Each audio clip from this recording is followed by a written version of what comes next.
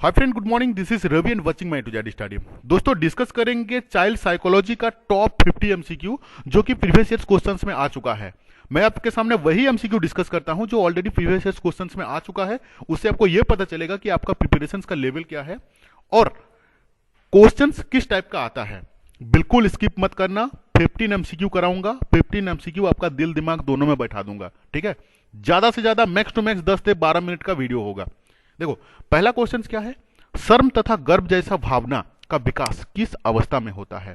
तो बच्चा जब शैशव अवस्था में रहता है वहां पे उसका शर्म और गर्व जैसा भावना का विकास नहीं होता है।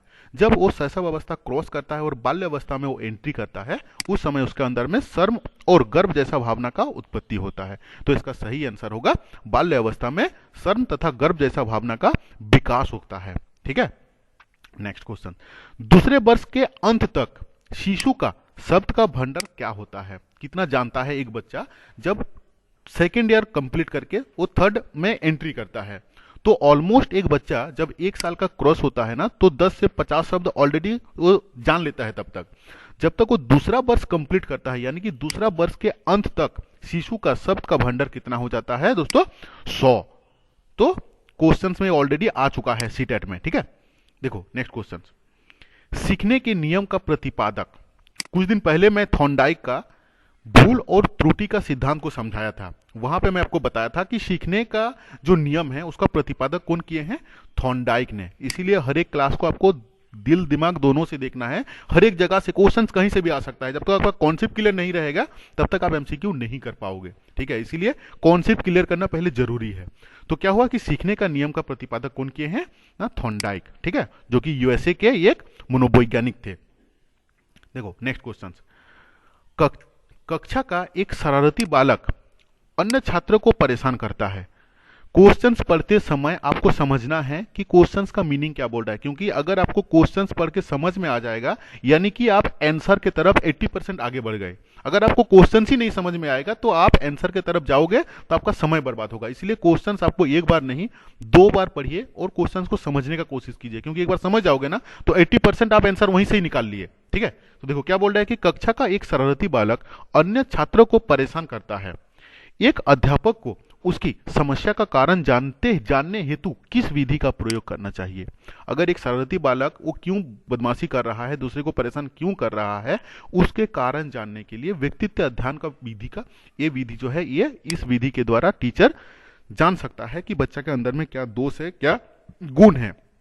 यहाँ पे ऑप्शन में दिया है सर्वेक्षण विधि, प्रयोग विधि, पर्यवेक्षण विधि, लेकिन इसका सही आंसर होगा व्यक्तित्व अध्ययन विधि। इस विधि के द्वारा शिक्षक बच्चा का क्या दोष है, क्या गुण है, उसको जान सकते हैं, ठीक है। तो इसका सही आंसर होगा व्यक्तित्व अध्ययन विधि। भूल जाते हो लास्ट तक कमेंट और लाइक करना, इसीलिए अभी ही कमेंट डाल दो और अगर अच्छा नहीं लगा तो डिसलाइक करो, लेकिन लाइक या तो डिसलाइक कुछ करो और क्लास कैसे लगा उसका कमेंट जरूर चाहिए मुझे, ठीक है। देखो नेक्स्ट क्वेश्चन क्या है। प्राथमिक कक्षा के बालकों के लिए शिक्षण की उपयुक्त विधि क्या है। अगर जहां पे हम लोग बात करते हैं प्राथमिक कक्षा, तो प्राथमिक कक्षा में क्या होता है, बच्चा क्या ना देख के सीखता है। अगर अगर आप एक चीज नोटिस किए होगो कि बच्चा जब घर में वही एक्टिविटी करता है जो बड़े करते हैं। अगर बड़े गाली देते हैं तो बच्चा वही गाली चीज सीखेगा। अगर बड़े का एक्टिविटी, उनका बिहेव अगर सही रहता है तो बच्चा के अंदर में शिष्टाचार अच्छा होता है। तो इसीलिए अनुकरण विधि जो है ये सबसे अच्छा विधि है प्राइमरी लेवल में टीचिंग करने के लिए। तो प्रयास एवं भूल विधि या तो व्याख्यान विधि या तो खेल विधि, लेकिन सबसे अच्छा विधि जो है आपका, जो कि एप्लीकेबल होता है इन जनरली, वो है आपका अनुकरण विधि, जहां से बच्चा सही तरीके से लर्निंग कर पाता है। इसीलिए इसका सही आंसर होगा अनुकरण विधि। देखो नेक्स्ट क्वेश्चन। मस्तकाधुमुखी अनुक्रम क्या होता है। देखो दो टाइप का हम लोगों का विकास होता है। एक तो होता है सिर से पैर की ओर, जिसको हम लोग सिरोपादियो बोलते हैं। दूसरा जो है अनुक्रम वो है मस्तकाधोमुखी, जो कि मध्य से बाहर की ओर होता है। मतलब एक तो हो गया ऊपर से, यानी कि पहले डेवलपमेंट होगा आपका सिर से पैर की ओर डेवलपमेंट। दूसरा होता है ना कि अगर दूसरा होता है हम लोग का इंटरनली, जो अंदर का जो ऑर्गन सब है ना, पहले अंदर का ऑर्गन का डेवलपमेंट होता है, फिर उसके बाद बाहर का हम लोग का बाहु हो गया, हम लोग का अंगुली हो गया, हाथ हो गया, उसका डेवलपमेंट होता है। तो पहले अंदर का ऑर्गन का डेवलपमेंट होता है, उसके बाद बाहरी मतलब एक्सटर्नल ऑर्गन का डेवलपमेंट होता है। तो इसीलिए इसका सही आंसर होगा, यानी कि मस्तकाधोमुखी अनुक्रम का क्या होता है, मध्य से बाहर की ओर। ठीक है, नेक्स्ट है विकास सामान्यतः सिर से पांव की ओर तरफ से अग्रसित होता है। विकास का यह सिद्धांत को क्या कहता है, मतलब सिर से पांव पैर की ओर पांव की तरफ जो डेवलपमेंट होता है उसको हम लोग सिरोपादियो बोलते हैं। याद रखना इसको, सिरोपादियो। ये क्वेश्चन रहता ही है यहां से कि सिर से पैर की ओर डेवलपमेंट को क्या बोला जाता है, सिरोपादियो। देखो निम्न में से कौन सा कथन सही है। देखो 80% लड़का क्वेश्चंस पढ़ते समय ये ध्यान नहीं देता है कि क्वेश्चंस में पूछ क्या रहा है, कि सही है या तो कौन सा सही नहीं है। इसीलिए क्वेश्चंस को पढ़ के समझना जरूरी है कि क्वेश्चन क्या चाह रहा है, नहीं वाला ना है वाला। तो यहां पे पूछ रहा है कि निम्नलिखित में से कौन सा कथन सही है। ठीक है, देखो विकास केवल गुणात्मक होता है, तो पहले हम लोग को जानना जरूरी है कि क्या विकास सिर्फ गुणात्मक होता है। नहीं, विकास क्या होता है, गुणात्मक, मतलब क्वांटिटिव और क्वालिटी दोनों होता है, गुणात्मक और परिमाणात्मक दोनों होता है। तो इसलिए पहला आंसर जो हो गया वो गलत हो गया। वृद्धि केवल परिमाणात्मक होता है, ये सही है। वृद्धि जो है ना वो सिर्फ परिमाणात्मक, मतलब फिजिकली कितना चेंजिंग हुआ उसका, जिसको हम लोग देख सकते हैं, माप सकते हैं, तो परिमाण में मतलब क्वांटिटी में हम लोग उसको मेजरमेंट कर सकते हैं। इसीलिए वृद्धि केवल परिमाणात्मक होता है, ये सही आंसर है। विकास कुछ समय के बाद रुक जाती है, जो कि गलत है। क्यों? क्योंकि आप जानते हो कि विकास जो है वो बच्चा का मतलब माँ का पेट से लेके वो बच्चा का उसका एंड ऑफ द डे, मतलब जब तक वो जिंदा रहता है तब तक उसके अंदर में विकास होते रहता है। इसीलिए विकास कुछ देर के बाद रुक जाती है, ये ऑप्शन गलत है। विकास दिशाहीन होता है, ऐसा नहीं है, विकास एक दिशा रहता है। तो इसका सही आंसर कौन सा होगा, वृद्धि केवल परिमाणात्मक होता है, ये उसका सही आंसर है। ठीक है, देखो नेक्स्ट क्वेश्चन, निम्न में से विकास कार्य नहीं करती है। देखो इसीलिए मैं बोला ना कि क्वेश्चन सही से पढ़ना। देखो यहाँ पे दे दिया है नहीं है, अगर हड़बड़ा के निकल जाओगे तो है वाला पढ़ लोगे ना तो गलत हो जाएगा। हम लोग को ये देखना है कि विकास का कार्य नहीं है, कौन सा है, संरचनाओं व कार्य का आयोजित करने की जटिल प्रक्रिया, ये सही है। नेक्स्ट है बड़े होने तक सीमित होती है। विकास का कार्य क्या है, बड़े होने तक सीमित होती है, जबकि हम लोग जानते हैं कि विकास का कोई सीमा नहीं रहता है। बच्चा माँ का पेट से लेके उसका एंड ऑफ द डे तक विकास होते रहता है। और यहाँ पे ऑप्शन में क्या दे रहा है कि बड़े होने तक सीमित होती है। तो कौन सा कार्य, विकास का कौन सा कार्य नहीं है ये चारों में से, यही गलत आंसर है। नेक्स्ट वाला देख लेते हैं, परिपक्वता यानी कि मैच्योरिटी के लक्ष्य की और प्रगतिशील बदलाव की श्रृंखला और भिन्नता। तो सही आंसर हम लोग का कौन सा हुआ, पॉइंट नंबर बी। क्यों हुआ, क्योंकि बोल रहा है कि विकास बड़ी होने तक सीमित हो जाती है, सीमित होना, जो कि गलत है, क्योंकि विकास कभी सीमित नहीं होता है, वो स्टार्टिंग से एंड तक विकास होते ही रहता है। नेक्स्ट, विकास मानक पद किसने दिया, याद रखना है आपको, हेबिग्रेस्ट ने दिए हैं। ठीक है, नेक्स्ट है देखो, विशेष अवधि के दौरान विकास प्रगति करती है, लेकिन इस अवधि में समायोजन के लिए विराम करती है। यह विकास के निम्नलिखित किस नियम का अनुकरण करता है। दोस्तों ये जानना जरूरी है कि विकास किस टाइप का काम करता है। देखो विकास ना स्पाइरल काम करता है, मतलब घूमते रहता है। इसका मतलब क्या है, जैसे मान लो यहाँ पे बच्चा 1 साल का हुआ, यहाँ पे 2 साल का हुआ, ठीक है ना, यहाँ पे 3 साल का हुआ, तो एक लेवल से अगर शैशव अवस्था से वो एक एक अवस्था जैसे क्रॉस करता है तो कभी कभी विकास धीमी हो जाता है, कभी कभी विकास तेज हो जाता है।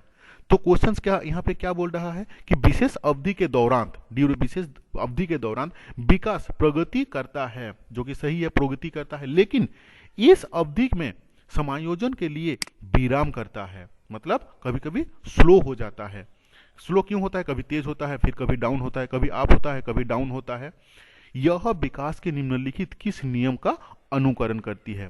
तो समन्वय का सिद्धांत है क्या ये, नहीं। निरंतरता का सिद्धांत है क्या ये, नहीं। ये चक्राकार प्रगति का सिद्धांत है, या तो समान प्रतिमान का सिद्धांत है। तो दोस्तों इसका सही आंसर होगा चक्राकार प्रगति, यानी कि चक्र जैसा वो कभी कभी विकास हाई में होता है, कभी लो होता है। ठीक है, तो इसका सही आंसर होगा पॉइंट नंबर सी। निम्नांक में से कौन सा विकास का सिद्धांत नहीं है? फिर से दे दिया है नहीं है, तो नहीं है को आपको ध्यान से सुनना है। विकास कौन सा नहीं है विकास का सिद्धांत? निरंतरता का सिद्धांत, व्यक्तिगत भेद का सिद्धांत, विशिष्ट से सामान्य प्रक्रिया तक बढ़ने का सिद्धांत, एकीकरण का सिद्धांत। दोस्तों हम लोग क्या जानते हैं कि विकास जो है ना वो एकीकरण का सिद्धांत होता है, हम लोग पढ़ चुके हैं। व्यक्तिगत भेद यानी कि इंडिविजुअल डिफरेंसेस, निरंतरता का सिद्धांत यानी कि कंटिन्यू चलते रहता है। लेकिन यहाँ पे क्या बोल रहा है? विशिष्ट से सामान्य प्रक्रिया, जबकि गलत है। विकास जो है विशिष्ट से सामान्य नहीं होता है, विकास जो है वो सामान्य से विशिष्ट होता है। रीजन क्या है? एक एग्जांपल अगर हम आपको बताते हैं कि एक बच्चा जब छोटा रहता है ना तो मुंह में कुछ भी खा लेता है, लेकिन एक सर्टेन टाइम के बाद एक धीरे धीरे जैसे ही उसका अंदर में विकास होते रहता है तो वो क्या करेगा? वही चीज को खाएगा जो खाने का चीज है, यानी कि सामान्य से विशिष्ट की ओर चलता है विकास। तो इसका सही आंसर होगा पॉइंट नंबर सी।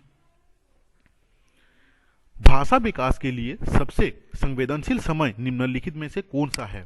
तो लैंग्वेज डेवलपमेंट में से सबसे सेंसिटिव टाइम कौन सा होता है? प्रारंभ, बचपन का समय।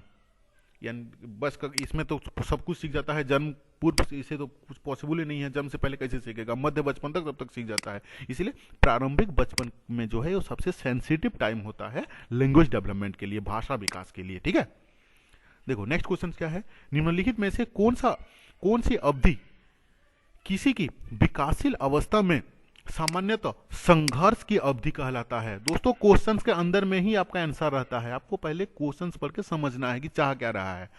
दोस्तों यहाँ पे संघर्ष का बात बोल रहा है। संघर्ष का अवधि हम लोग किसको बोलते हैं? संघर्ष का अवधि हम लोग किशोर अवस्था को बोलते हैं, क्योंकि शैशव अवस्था जो है वो बच्चा रहता है, फिर धीरे धीरे बड़ा होता है। बस का अवस्था से कोई मतलब ही नहीं हम लोगों को। तो किशोर अवस्था जिसको हम लोग टीन एज भी बोलते हैं, यानी कि 12 से 18 साल का जो एज होता है वो संघर्ष का होता है। इसी में जिंदगी जो है ना वो तूफान बनता है, मतलब अगर बच्चा बिगड़ेगा तो इसी में बिगड़ेगा, उसको बनना होता है तो इसी में बनता है। इसलिए इसको हम लोग संघर्ष का अवधि बोलते हैं, किशोर अवस्था को। ठीक है, देखो नेक्स्ट क्वेश्चन क्या है? निम्नलिखित में से कौन सा कथन वृद्धि की विशेषता का प्रतिनिधित्व नहीं है? यानी कि वृद्धि के सिद्धांत नहीं है, नहीं है को हम लोग को निकालना है। वृद्धि जो होता है ये एक मात्रात्मक पहलू है जिसको हम लोग माप पाते हैं। यहाँ पे क्या निकालता है? वृद्धि का नहीं है, नहीं है को निकालना है। ठीक है ना, तो यह एक मात्रात्मक, मतलब इसको हम लोग मेजरमेंट कर सकते हैं। यह मापने योग्य नहीं है। ठीक है, यह जीवन पर्यंत तो चलती रह नहीं है, क्योंकि देखो यह जीवन पर्यंत नहीं है। सही बात है, क्योंकि वृद्धि जो है ना वो मतलब एंड ऑफ द डे जब तक वो जिंदा रहता है तब तक वृद्धि नहीं होता है। वृद्धि एक सर्टेन टाइम के बाद, अगर हम लोग लड़का का देखेंगे तो 25 साल के बाद वृद्धि जो है ना वो बंद हो जाता है, लेकिन विकास का बात जहां पे करेंगे वो एंड ऑफ द डे तक चलते रहता है। और यह केवल शारीरिक विकास को दर्शाता है। जब बिल्कुल सही है, वृद्धि जो है ना वो शारीरिक विकास को दर्शाता है। तो यानी कि डी भी नहीं होगा, आपका सी भी नहीं होगा। यह मापने योग्य नहीं है, ये गलत है। यह मापने योग्य नहीं है। दोस्तों हम लोग वृद्धि को ना माप सकते हैं, मेजरमेंट कर सकते हैं कि कितना 2 साल में बच्चा का अगर हाइट इतना था तो 3 साल के बाद उसका हाइट में, उसका वेट में, उसका मोटापाई में, चौड़ाई में क्या इंप्रूवमेंट हुआ उसको हम लोग मेजरमेंट कर सकते हैं। इसीलिए ये आंसर गलत है, बी वाला की यह मापने योग्य नहीं है, गलत है। वृद्धि को हम लोग माप सकते हैं। तो आशा करता हूं 15 क्वेश्चंस को आपको पढ़ने का जरूरत नहीं है, आपका दिल दिमाग दोनों में बैठ गया है। ठीक है, thank you to watching this video. Like और कमेंट अगर अभी तक नहीं किए हो तो जल्दी करो। ठीक है।